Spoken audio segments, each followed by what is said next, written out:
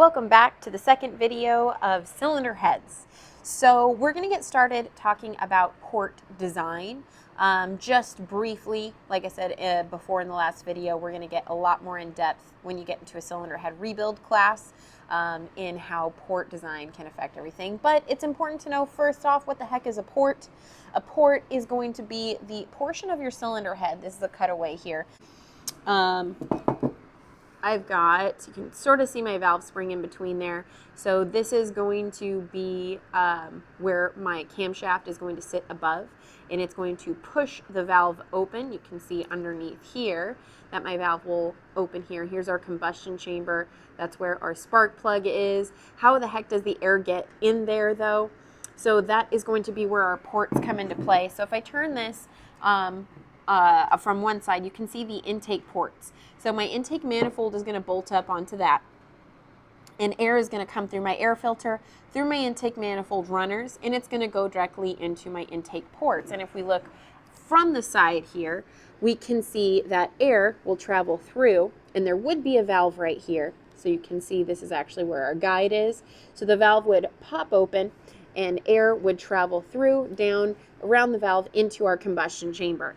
So port design is going to absolutely affect the velocity of our air coming in. So the bends or length of the port, these are all things that are taken in consideration when a manufacturer, cylinder head manufacturer, is going to design the port design of our cylinder head.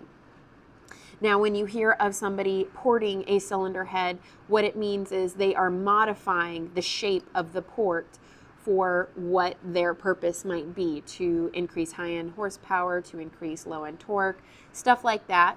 Like I said, I'll get more into that in a cylinder head rebuild class, but it's important to note that the port design does in fact affect the speed or the velocity of the air coming into the cylinder. So it's very possible that if you go in and you start opening up things in places, you just go to town with a grinder of some sort, and you just start opening this up, you're thinking, oh, I'm just going to make the port bigger. That's going to mean I'm going to get more air.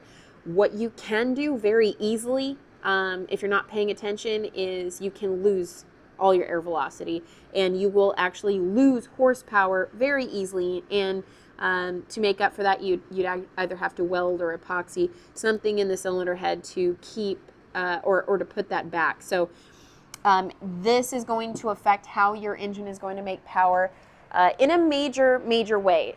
The airflow characteristics are how you make your power. So not something to be taken lightly.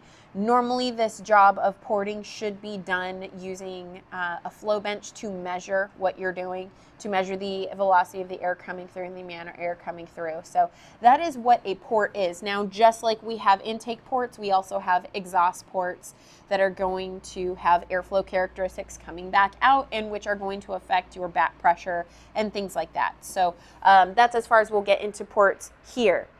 Your valve seats themselves. Now, I mentioned valve seats in the last video, just sort of going through the combustion chamber where your valve is going to sit. So you guys, again, have this presentation in your canvas.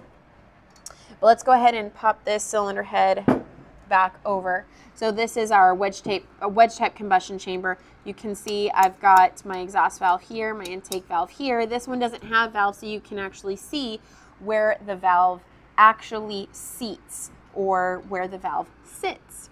So if I pull this valve out, there is a hole there. Now that hole isn't just some cutout hole in the cylinder head. There's actually some angles that are going to either help or hinder airflow in those valve seats. So you can see this would be where one valve is. Obviously this one's a cutaway, so the valve is not there, but if you look closely, there's actually some angles here on our valve seat. So our valve seats are cut at particular angles, which I will get to here in a few slides, but it's just important to know that our valve seat is usually going to be sort of a hardened metal versus the rest of the cylinder head because your valve is slapping back up against it over and over and over and over and over again. And that's where our valve sits. So that's as far as we'll get right now. In a couple of slides, we'll talk about the seat angles. The valve guides themselves are going to be where our valves slide in and out of inside of the cylinder head.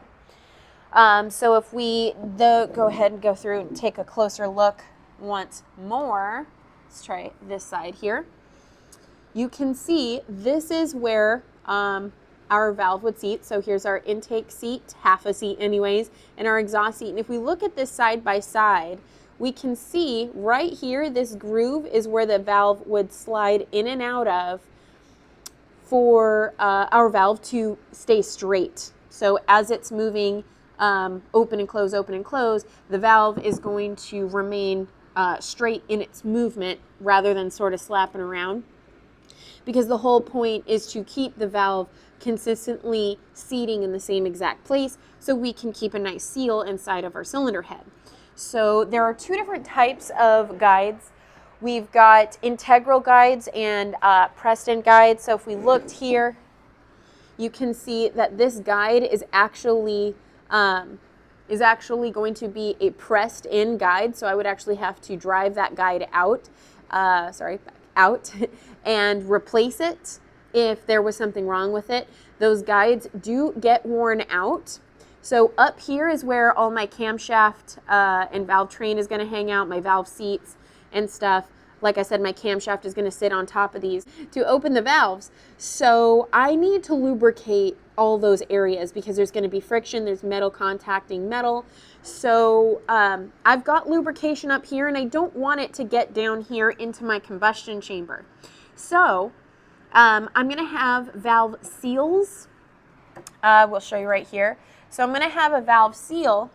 Sometimes that looks something like that, where you can't really see, but there's sort of a rubber sort of ring there. And the valve seal is going to sit on top of our valve stem, right? So here's our valve.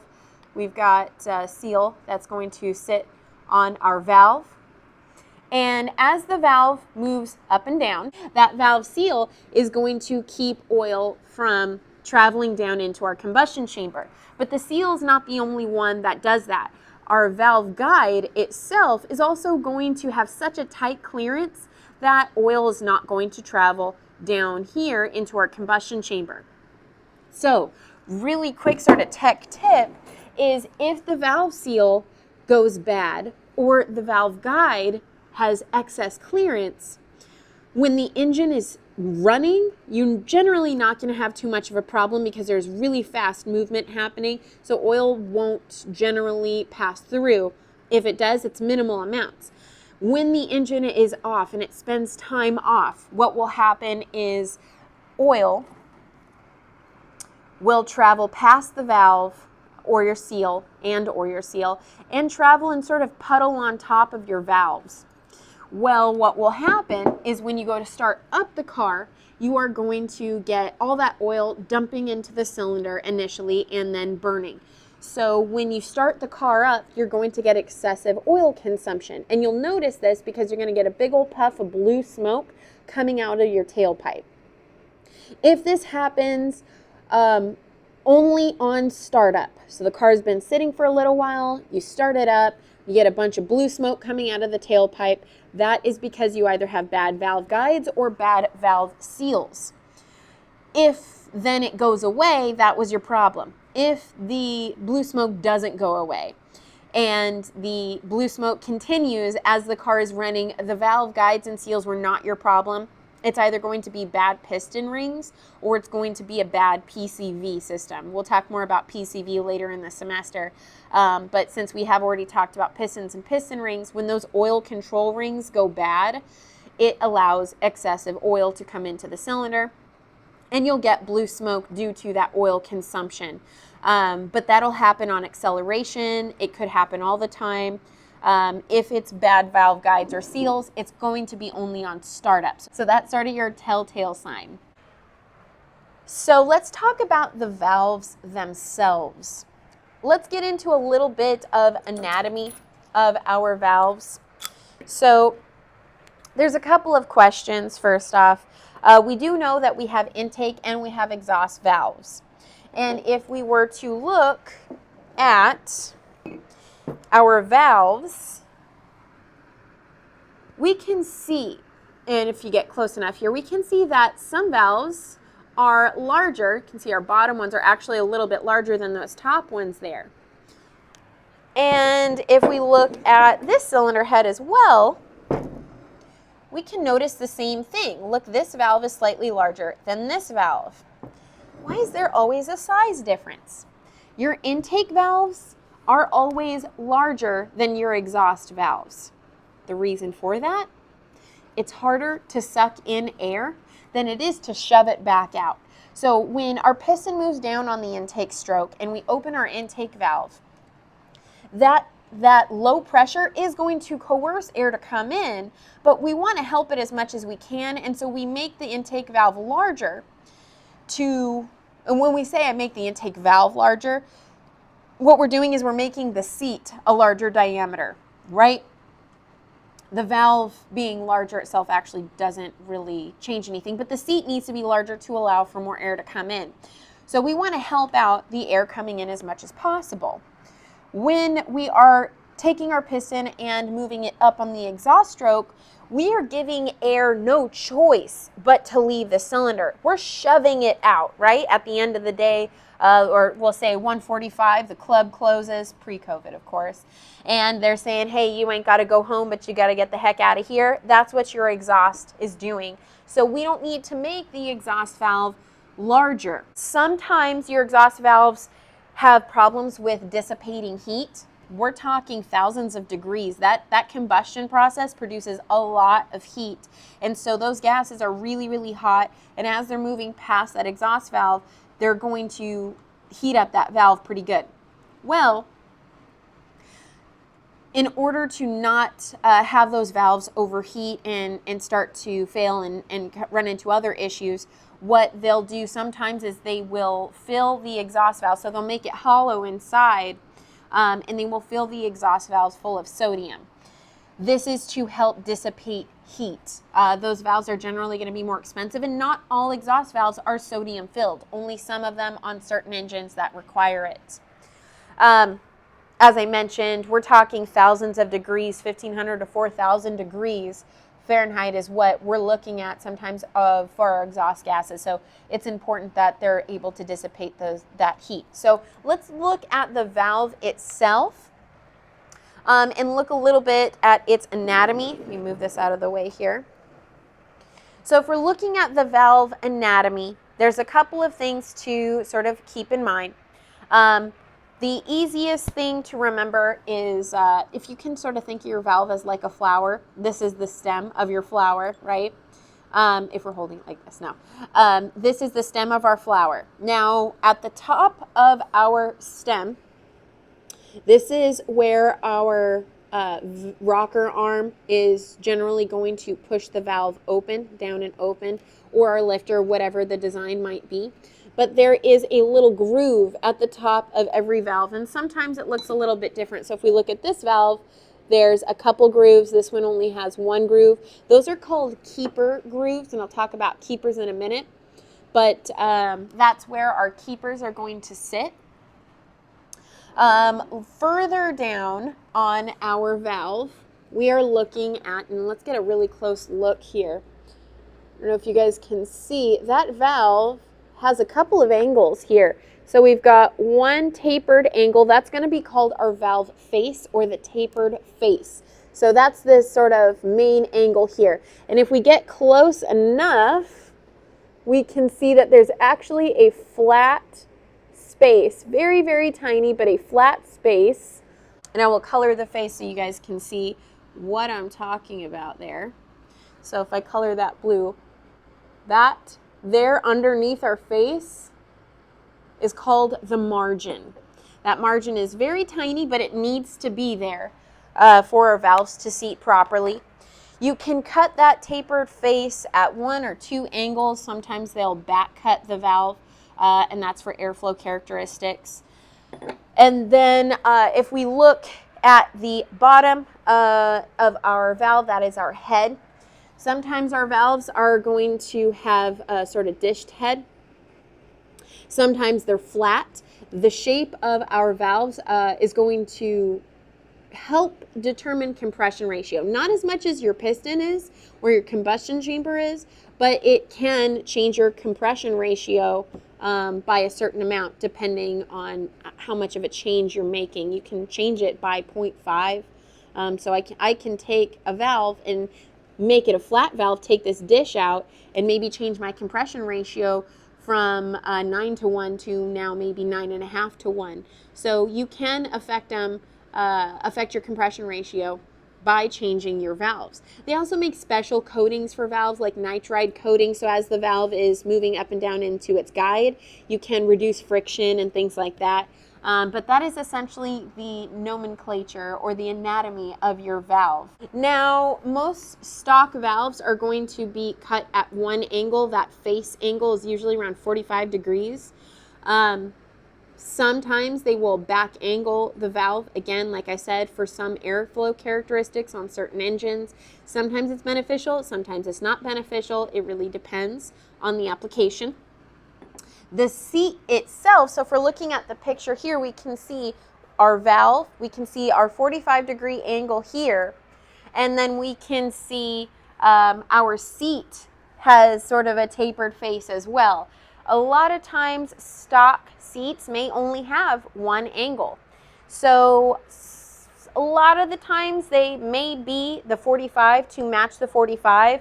Sometimes they'll cut them at what they call an interference angle, so one might be 46 degrees while the other is 45. It really depends. Now, most aftermarket heads or people who modify heads will cut the seats at multiple angles. So if you've ever heard of a 3-angle valve job or a 5-angle valve job, that's what they're talking about.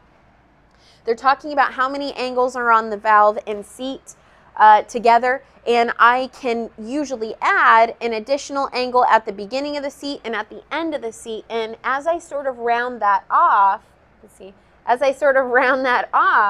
I can help with air flowing into my combustion chamber a little bit better, therefore increasing my power. So valve seat angles and valve angles can really make a big deal when we're talking about power and at certain RPM ranges and things like that. Now, there is something called valve shrouding that is built into certain cylinder heads, where you can see our valve in our valve seat in our cylinder head. On this side, I've got a lot of space, so when the valve opens, I've got a lot of space for air. On this side, it's flat, so when my valve opens, it's pretty choked down on this side.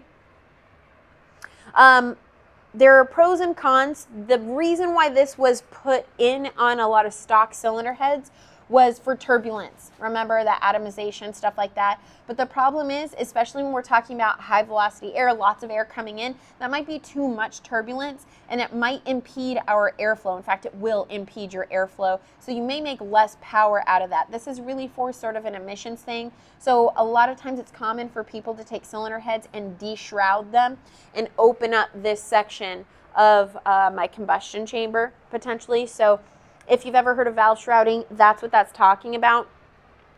Now, when you start to get into valve springs, if you were to say what their job is, a lot of people will say the camshaft opens the valves and closes the valves. That is not true. The camshaft opens my valve. It pushes the valve open, but something has to pull it back. So it is spring loaded. And if we were to, I wish I had a better cutaway here, but what's going to happen here is my valve is going to sit up in its seat, right? It's inside of my cylinder head. And on top of that, we are going to sit our valve spring, and we are going to hold it in place with something called keepers and retainers. I believe that's in the next slide, so I'll get in there. But we're going to keep tension on this spring. So the spring is always sort of tension back, pulling back on the valve seat. And when the camshaft lobe turns over, I know we haven't talked about camshafts yet, but when the camshaft pushes the valve down, it overcomes this spring tension and opens the valve. And the spring tension, because it is connected up here, is going to snap that valve closed. So When these valve springs wear out, they're not able to close the valve fast enough, and the valve will hang open longer than it's supposed to. We call that valve float. At higher RPM, that can cause misfires and other problems. It can cause really bad problems on interference engines, which, by the way, interference engine means that when the piston is all the way up at TDC, if my valve is too open, it will touch the piston and I will bend a valve and damage my piston. Non-interference engines, there's some clearance there, so as my piston comes all the way up at TDC, my valve has space. So why do they even make interference engines? So we can have tighter compression ratios. So as long as everything's in time, as my piston comes up, my valve is going to close. So they never touch. And as my piston goes down, my valve can open. As long as everything is in time, nothing touches. But once my timing belt breaks, what happens is if my valve opens when my piston is coming up, they will touch. I can tell you that there's no special markings on the engine letting you know if it's interference or not. I can tell you that pretty much all Honda engines are interference engines, so it's really important that you change your timing belt on time. And Toyota has some interference, some are non-interference, so you really need to look that up and do your research. If your vehicle has a timing belt, that's something that you need to be concerned with. However, we'll get into that when we get to that slide. So anyways, what can happen on interference engines is if I get too much valve float, meaning my spring is too weak and my valve hangs open too long, I can bend a valve. So weak valve springs can cause misfires. They can cause engine damages on interference engines when they're really, really bad. If you're talking high RPM applications, so let's say I take a stock engine with stock valve springs and I change some stuff up and I'm running at a much higher RPM than was ever intended stock, it's always a wise idea to start to change things like valve springs and maybe stiffen them up so they are able to snap the valve back in time. Now, the valve keepers and retainers, as I mentioned here, and I don't have keepers that match the same retainers, but what we're looking at here is a valve spring, right? So we'll say our valve spring is going to go on top of our valve. Well, what's going to keep that valve spring from popping off of our valve is going to be a retainer. So this sits on top of my spring like so, kind of like a little perch there. And that's going to go over my valve. And then I'm going to have these two little tiny wedges. They're sort of half a wedges. So if you look at that there, if you guys can see that groove, that's going to sit on my valve. And this keeper doesn't belong on this valve. But as my spring is tensioned, I don't know if you guys can see that, my keeper is going to sit in there and keep that spring tension. Two half wedges, also not the correct keepers for the valve, but just so I can show you. Those keepers sort of sit, they should sit all around the valve. Obviously, not the correct valve for that application. I'm going to wedge my keepers along my retainer, and I'm going to compress the spring, put my keepers in as wedges, and the spring is going to stay compressed. Well, my valve is spring tensioned up against the cylinder head. So I will go ahead and try to incorporate some videos in my canvas shell to hopefully give you like a better animation. Here is a better sort of cutaway picture. So here's my retainer. And inside we have wedged are my keepers. Like I said, our spring is under tension, so my valve is always sort of snapped closed. Here is a better picture. So we've got a retainer, we've got keepers, and you can see here's our spring. You can't sort of see further down because this is our rocker arm here. But those keepers and retainers sit on top of our spring like so. In our picture, here's our keepers and retainers on top of the spring. Here's our valve seal that's going to sit further down on the valve to keep oil from dripping into our cylinder. The camshaft itself, its job its main job is to open the valves. So if we're looking at a camshaft, the camshaft is going to have journals on it, kind of like the crankshaft, except the perfectly round journals are going to spin in a bearing, while the others are going to be called, we'll call them lobes, because they're not circular in shape. In fact, if we look at the side, it looks sort of like an egg shape, right? So as my camshaft spins, it's going to push the valve down with the high side of my lobe, and as it turns, it's going to allow the spring to pull the valve back closed. So here's a picture of a camshaft design that doesn't use rocker arms. Instead, it's a camshaft that sits directly on top of our valves.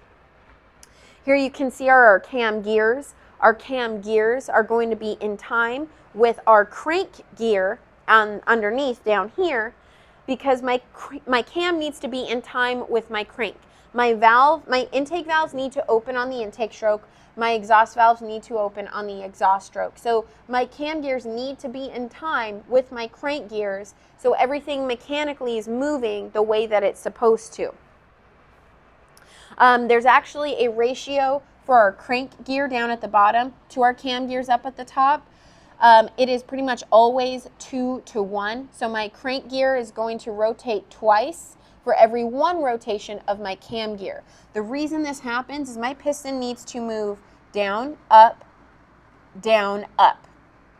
My valves are not open the entire time. My valves are only open half of that time. So on the intake, down, my valve opens. Up on compression, my valve closes. My valve stays closed through power, down, and then my exhaust valves need to open on the last exhaust, up. So my cam gear is going to need to move at half the speed of my crank gear. So you'll always notice that your cam gears are going to be about double the size as your crank gear, and that's the reason for that. So if we're looking at the lobe close up here, this is our cam lobe. There's 2 terms that we're going to use to describe the measurements of this cam lobe. So first thing first, how tall is that cam lobe? Is there sort of barely a lobe? Is it really, really steep and tall? That's called our lift. The height of this cam lobe is going to determine how far the valve opens. So the higher the cam lobe, the further open my valve opens. Now, here's the benefit. It's like opening a door. The more I open the door, the more that can pass through. So the more lift I have, the more air can enter. The other term is going to be called duration. So how wide is that cam lobe? Is that cam lobe super steep and pointed, or is it really wide up on the top? That's called our duration. The duration, or the width of our cam lobe, is going to determine how long that valve is open for. So the wider the cam lobe, the longer that valve is going to be open for that period, or for that lift. That's the equivalent of opening a door and then closing it, and then opening a door and then taking a minute and then closing it, right? So the longer I hold my door open, again, the more air I'm allowed to the more air I'm allowed to let into the cylinder. So that's another benefit. Again, if it's an interference engine, you need to be careful with modifying your duration at the very least, and possibly your lift. And different applications are going to call for different lift and durations. There is such a thing as too much lift and duration, or the steepness. How quickly does it reach its full lift, or how slowly does it reach its full lift? Again, more things for a cylinder head class. But that's our camshaft in a nutshell. Now there's something called valve overlap. And I talked about this, I believe, sort of briefly in one of the previous videos. But valve overlap is when I have 2 valves that are open at the same time. Now, some of you guys might be saying, wait a minute, Ms.A, but you told us on the intake stroke, the intake valve opens, and on the exhaust valve, or exhaust stroke, the exhaust valve opens. That is true. However, it's not entirely the case. I just didn't tell you the whole truth. So if we look at valve overlap, what I have here is a timeline. of our intake stroke, our compression stroke, our power stroke, and exhaust stroke. So along with our piston movement, our intake stroke, the piston would move down, right? So we know that during our intake stroke, the entire time the intake valve is open. This is true. However, the intake valve did not open at the beginning of the intake stroke.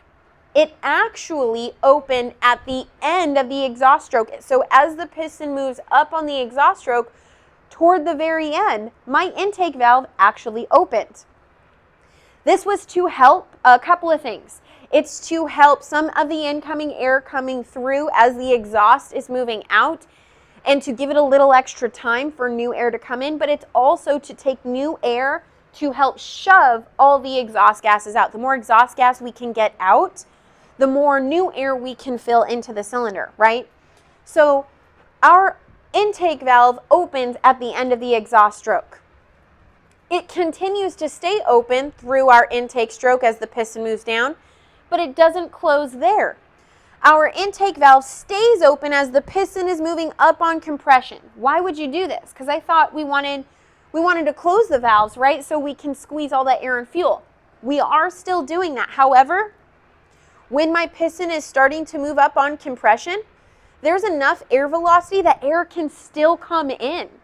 So at the very beginning of my compression stroke, as the piston is moving up, we're going to keep that intake valve open for a little bit longer to allow more air to come in. Then somewhere before the middle of our compression stroke, we're going to close it because now if I left it open, it would start to push air out of my intake. So we don't want to do that. But like I said, before the middle of our compression stroke, we're going to close that intake valve right there. Both valves will be closed.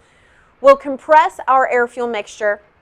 We ignite that air-fuel mixture, since we're talking the truth, our ignition actually happens at the end of our compression stroke, not at the beginning of our power. I know, I just lied about everything. What is life?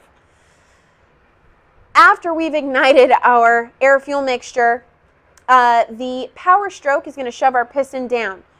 Now, somewhere past halfway point of our power stroke, we've already used all the power we have to shove the piston down. So there's no point to keep our exhaust valve closed. So before the end of our power stroke, we're actually going to open up our exhaust valve. Again, we want to allow more time for air to get the heck out of there so we can put new air in.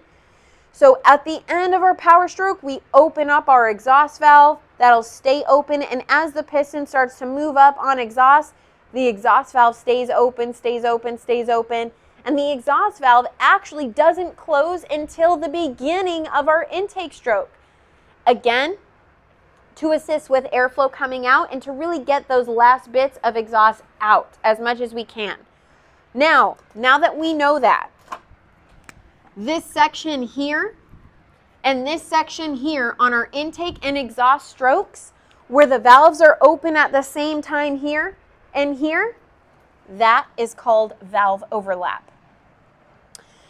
Your camshaft is going to pretty much determine your valve overlap. Now, on an engine that's going to be a higher RPM, we want better airflow characteristics at a higher RPM, we are going to increase that valve overlap.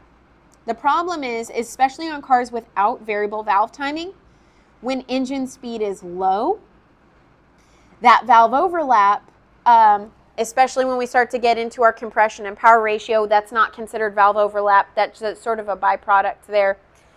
What will happen is the engine's not moving fast enough and is going to have a hard time staying on, which is why when you see the person in the muscle car cruise up next to you, and that thing sounds nasty, blah, blah, blah, blah, blah, blah, blah, blah, blah, blah, blah. You're like, yeah, that sounds really cool. That engine is dying and is having a really hard time staying alive at idle because of a lot of valve overlap. Now, when the RPMs get high, it sounds exactly like it's supposed to, and that's where it makes its power. Luckily, on newer cars, we have variable valve timing. So we can adjust, and lift and duration, variable valve lift and duration as well, which we'll get more into in a tune-up class. But variable valve timing is going to allow us to vary valve overlap or variable valve lift and duration is going to allow us to vary valve overlap. So I can have minimal valve overlap at idle, so I have a nice smooth idle. And at high RPMs, I can have maximum valve overlap to assist with power.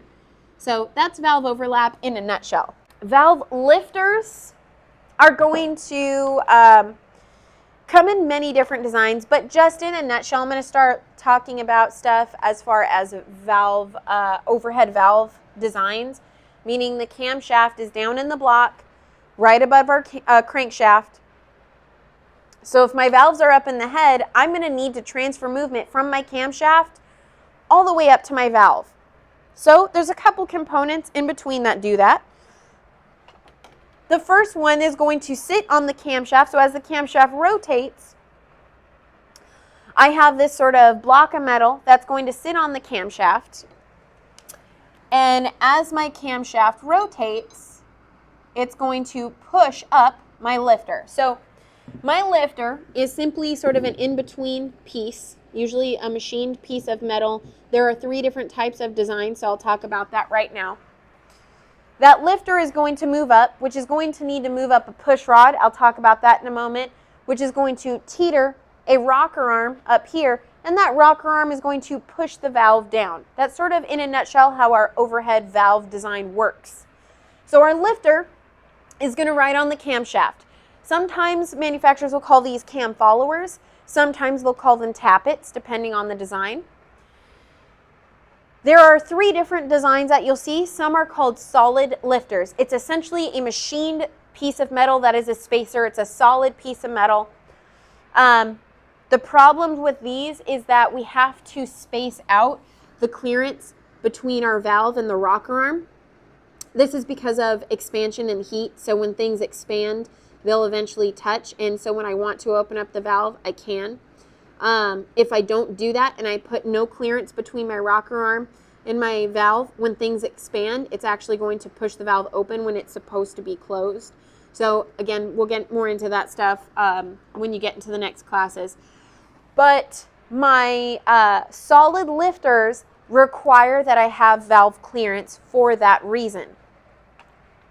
My hydraulic lifters have a little mechanism inside, so he's still right on the camshaft, except we have this little, so you can see where it rides on the camshaft, nice and smooth space. This is going to be a hydraulic mechanism that I can actually push down. It's like a spring tension. So this will fill with oil when I have oil pressure in the engine.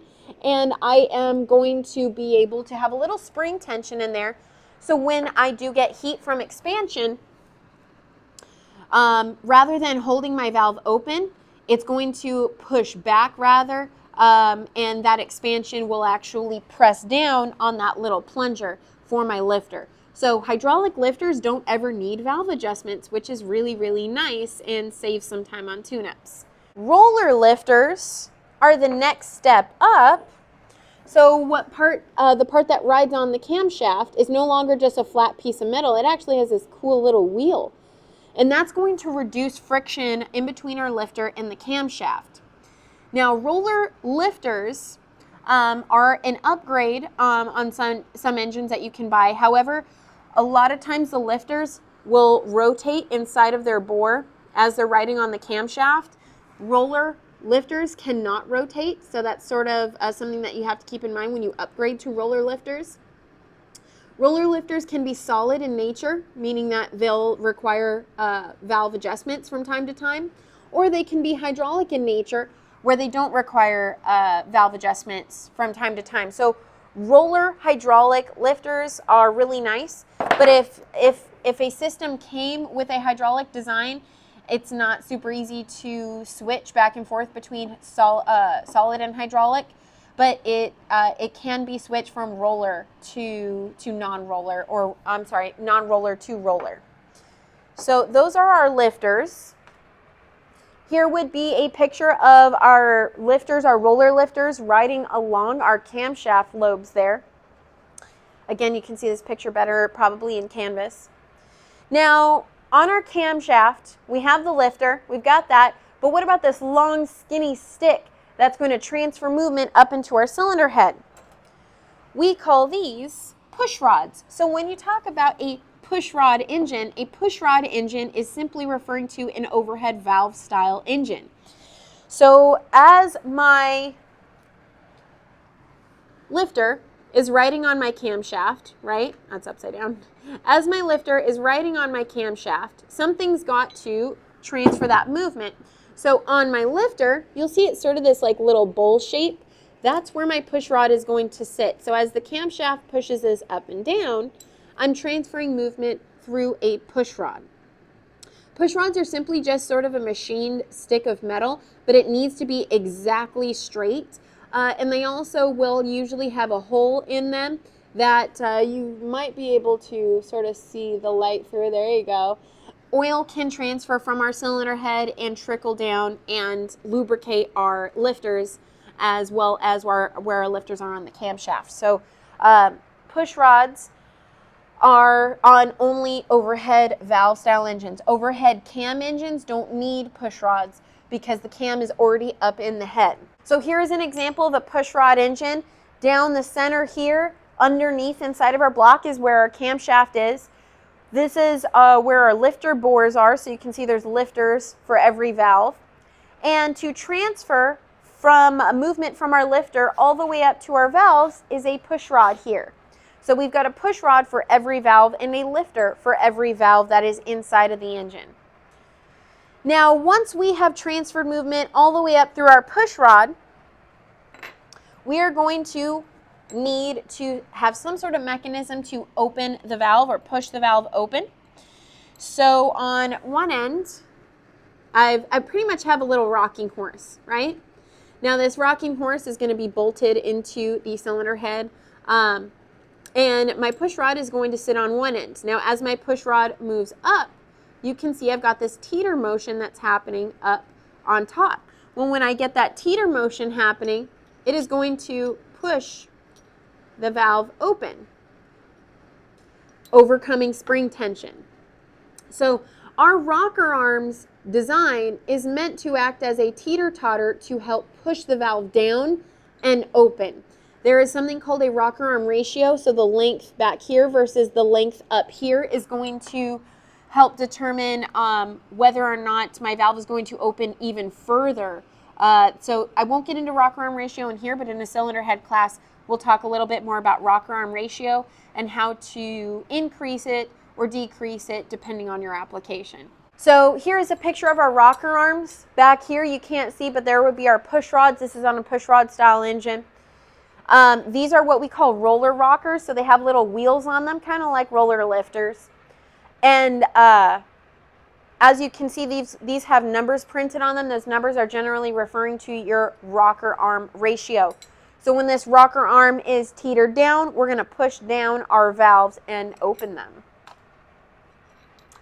Lastly, just briefly, I know we're getting a little lengthy here. It's about 45 minutes, but the last thing I want to talk about is timing mechanisms. So I mentioned that camshaft timing is necessary with our crank timing, right? So how do I keep my crank in time with my cam? There's a number of ways to do that. It is imperative that we keep our crank and cam in time. So we can do that via a timing chain. So it looks kind of like a bicycle chain, but a timing chain is going to go around our cam gear and our crank gear, and it's going to keep our cam and crank in time. The problem is that on these ones, because everything's metal components, they can be a little bit noisy. We've pretty much perfected this now on modern engines to where it's not very noisy. This is an older design for overhead valve. On overhead camshaft design, the chain needs to be much longer, so there needs to be sort of a nylon tensioner that's there. On older vehicles, in order to sort of lower the noise, what they did is they made nylon cam gears. Obviously, I'm sure everybody can see where the problem might go there. Once this nylon will wear out, you'd start the engine, especially on a cold start, and it would take up a bunch of the teeth on the cam gear. So the weak spot on those would be the cam gear. You can see that happen sort of here. Shoot up all the teeth on these nylon teeth here. There's a Chrysler stamp right there, so that tells you everything you need to know. This would be an example of an overhead valve style design. So we can see we've got a tensioner on this side. Here's our crank gear. Here are our 2 cam gears. So this must be a dual overhead cam engine, right? The next design would be a timing belt, and we keep going to and from this design because it's quiet. The problem is timing belts don't last forever. Timing chains are supposed to last the life of the engine. Timing belts, because they're flexible, are much quieter, but the problem is they do wear out. They get brittle, and if this timing belt snaps on an interference engine, as my piston comes up, I'm going to bend all of my valves, and now that's going to cost me a lot of money. So these timing belts need to be changed, especially on interference style engines. They need to be changed periodically, around every 60 to 80,000 miles. You can go a little bit longer on the much wider belts. But if your engine has a timing belt, make note of this. Find out if your engine is interference. If it's a Honda, the answer is yes. If your engine is an interference engine, make sure you stay on top of your timing belt change intervals. You might say, oh man, I don't have $500 to change a timing belt. Well, if your engine is interference, do you have a couple $1,000s to pretty much rebuild the entire engine, because it's going to get damaged when your timing belt breaks? So be smart with your cars. If you're at that mileage, you're at 80,000, you're at 100,000 miles, you have no idea if that timing belt's ever been changed. It's a cheaper insurance policy to change the timing belt rather than to wait until the timing belt breaks and for your entire engine to blow. So that's just something to keep in mind there. Here's an example of a timing belt engine. So we've got our crank down here, we've got our cam gears up here. Here's some idler pulleys and a tensioner pulley to keep tension on that belt. Lastly, we've got gear-to-gear designs. This is an overhead valve style design, so they're close enough to just be 2 gears, your cam gear on top of your crank gear. Problems with these, they're noisy, just like the timing chains. And then also some designs, the weak spot, again, was the nylon gears that some manufacturers use in order to try to lower that noise level. So there were pros and cons there. They last the lifetime of the engine. Here is a design where we've got gear-to-gear design as well. Here's another one. Obviously, since we've got an overhead cam design, we need multiple gears in between to transfer movement from our crank gear up to our cam gears up here. So this one, I imagine, would be quite noisy. We made it through. We are at 50 minutes. Thanks for sitting in, guys. It is a lot, I know. But that is cylinder heads in a nutshell. If you're interested in more of that, make sure you sign up for the cylinder head class next semester around. I'll see you guys in the next video.